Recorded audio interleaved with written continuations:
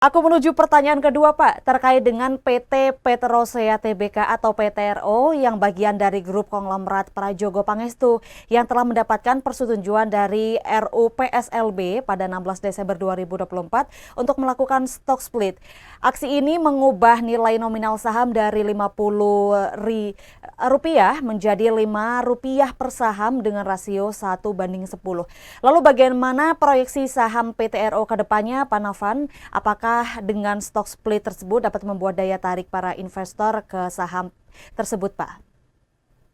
Oke, di sini kalau saya sebagai senior market analyst ya, ini kan berkaitan dengan analisa teknikal ya. Tentu ini PTRO memang sebenarnya secara tren masih relatif dalam keadaan uptrend ya, saya akui.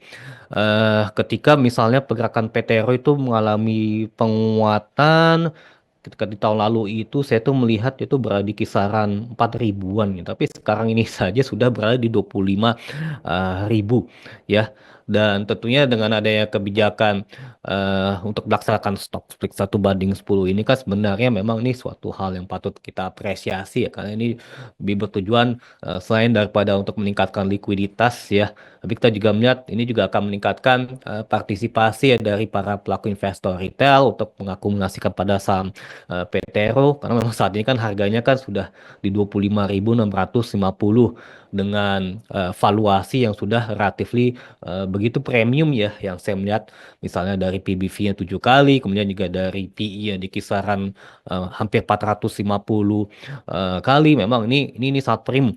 Tapi kalau saya jika stock split terlaksana ya, maka dari itu nanti secara valuasi pun juga akan bisa kembali atraktif begitu. Terus kalau misalnya jika saya melihat kalau misalnya jika ke depannya uptrend konsistennya masih kuat ya, saya pikir juga masih relatifly kuat ke depan ya begitu, karena kan kalau saya melihat ini juga tergantung dari sejauh mana demand itu kuat ya.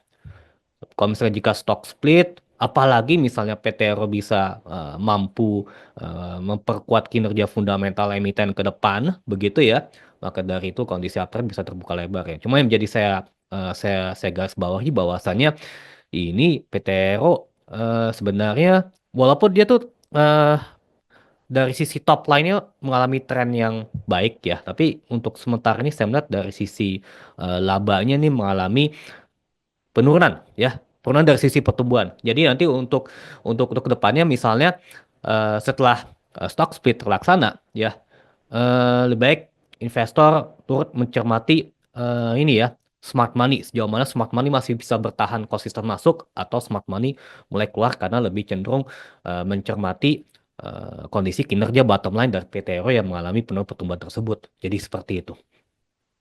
Baik, Pak Novan. Artinya tadi Pak Novan menjelaskan adanya stock split itu untuk likuiditas dan partisipasi investor retail gitu. Dari Mm-mm. sisi lainnya, valuasinya juga kembali atraktif jika nanti uptrend kuat masih kuat ke depannya karena tergantung dari demand. Tapi yang harus Mm. digarisbawahi kata Pak Novan bahwasanya dari sisi top line memang masih bagus, tapi dari Mm-mm. sisi labanya justru menurun gitu ya, Pak.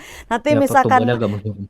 iya, betul. Nanti kalau misalkan stokpis terlaksana, maka tadi Pak Navan harus apa ya, menggarisbawahi, menjelaskan bahwasannya harus dilihat dulu nih labanya seperti apa gitu ya Pak Navan?